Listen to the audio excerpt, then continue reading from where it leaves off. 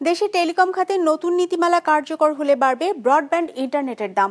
শহরে দাম বাড়বে 11% আর গ্রামে প্রায় 20%। এমন আশঙ্কার কথা জানিয়েছে internet service providers association of Bangladesh ISPAB. সংস্থাটি বলছে, শুধুমাত্র সামাজিক বাধ্যবাধকতা তহবিল ও রাজস্ব ভাগের ব্যয় বৃদ্ধির ফলে এই পরিমাণ বাড়তে পারে ইন্টারনেট প্যাকেজের দাম।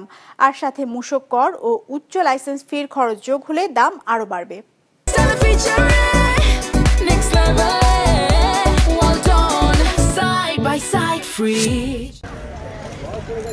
সাধারণত গতির তারতম্যের উপর ভিত্তি করে নির্ধারিত হয় ইন্টারনেট প্যাকেজের দর। তবে নতুন টেলিকম নীতিমালা বাস্তবায়িত হলে নতুন করে কোনো রকম গতি বা সেবার মান না বাড়লেও বাড়তে পারে ব্রডব্যান্ড ইন্টারনেটের দর।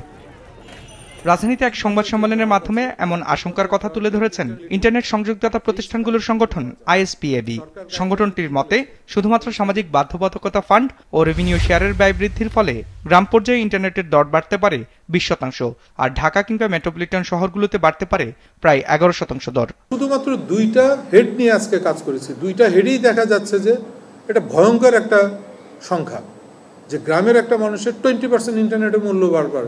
দুইটা মাত্র হেড যদি আমার চেঞ্জ হয়, রেভিনিউ শেয়ার আর এসে লাইসেন্স ফি নিয়ে তো আমি কথাই বললাম না, অ্যাকুইজিশন ফি নিয়ে তো কথাই বললাম না, সেটারও যদি আমরা ব্রেকডাউন করি তাহলে তো ব্যান্ডউইথ প্রাইস, ইন্টারনেট প্রাইসের উপর ইম্প্যাক্ট আরো বড় জোরালো আকারে আসবে।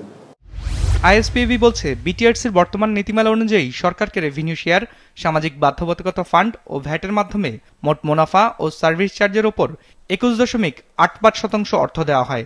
নতুন নীতিমালা অনুযায়ী শহর পর্যায়ে এ খরচ গিয়ে পৌঁছাবে 32.78%, আর জেলা পর্যায়ে খরচ দাঁড়াবে 40.25%। একই সাথে দ্বিগুণ ও তিনগুণ হারে বাড়তে পারে লাইসেন্স অধিগ্রহণের খরচ।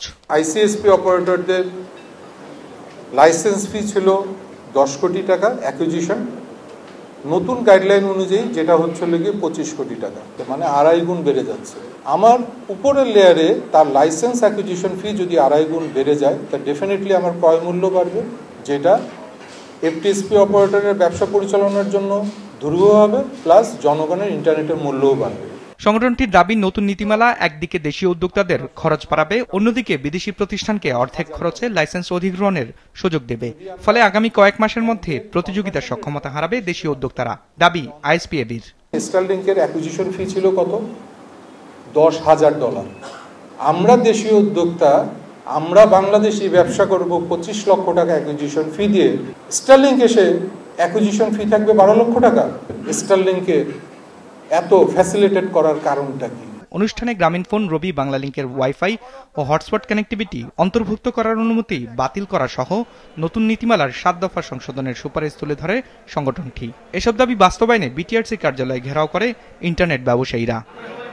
রায়হান শোভন, বিজনেস রিপোর্ট, মাছরাঙা টেলিভিশন।